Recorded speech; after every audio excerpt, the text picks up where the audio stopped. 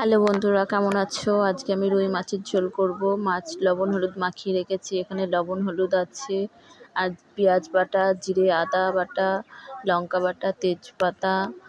চলো এবার আমি মাছগুলো ভেজে নেব। দেখো, কড়াইয়ে আমি তেল দিয়ে দিচ্ছি। এবার তেলটাকে খুব ভালো করে গরম করে নেব। দেখো, গরম হয়ে গেছে। এবার আমি মাছগুলো ভাজার জন্য তেলে দিয়ে দিচ্ছি একে একে।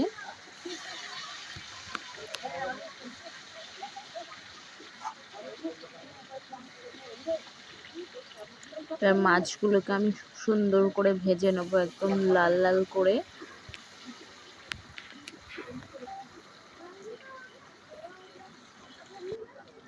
দেখো, মাছ কিন্তু ভাজা হয়ে গেছে। এবার আমি মাছ ভাজাগুলো একে একে আমি তুলে নিচ্ছি।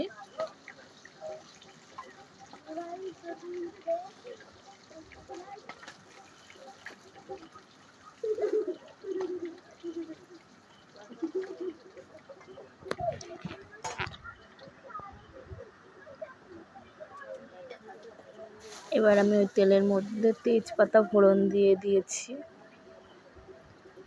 এবার একে একে বেটে রাখা মশলাগুলো দিয়ে দেবো। প্রথমে আমি পেঁয়াজ বাটা দিয়ে দিচ্ছি, তারপরে দিয়ে দিচ্ছি রসুন বাটা, আদা বাটা, জিরে বাটা, লঙ্কা বাটা। এবার আমি দিয়ে দেব লবণ হলুদ, হলুদ দিয়ে দিচ্ছি অল্প করে, আর স্বাদ মতন লবণ দিয়ে দিচ্ছি। এবার মশলাটাকে ভালো করে কষিয়ে নেব।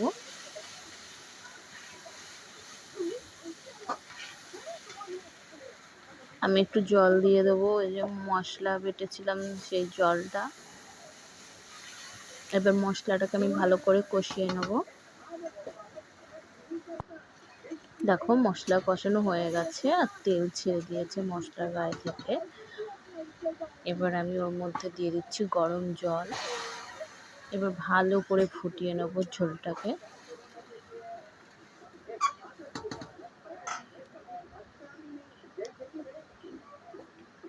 দেখো, ফুটে গেছে। আমি এবার ওর মধ্যে দিয়ে দিচ্ছি ভেজে রাখা মাছগুলো। এই যে দেখো, এবার ভালো করে ফুটিয়ে নেব মাছগুলোকে। এই যে দেখো, ফুটে গেছে। এবার আমি নামানোর আগে একটু গরম মশলা দিয়ে দিচ্ছি। গরম মশলা দিয়ে আমি একটু নাড়িয়ে চাড়িয়ে নেব।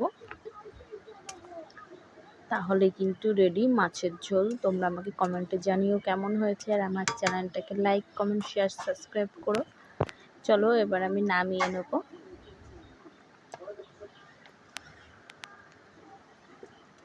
এই যে দেখো, আমি নামিয়ে নিচ্ছি।